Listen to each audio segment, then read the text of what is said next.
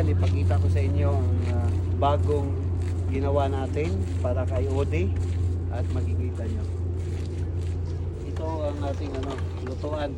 Ayan, tapos may drawer pa tayo sa kabila. Ayan. Lalagyan. Tapos dito, meron tayong tawag nito. I-open natin yan. Pag open yan, i-open natin tong kitchen, yung hugasan. Ayan.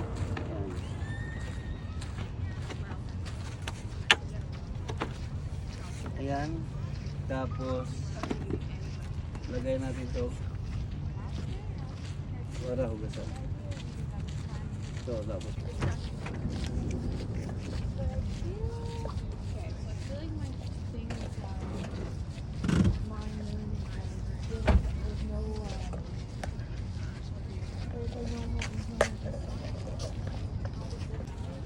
mayroon tayong hugasan dito para maghugas kitchen completo na.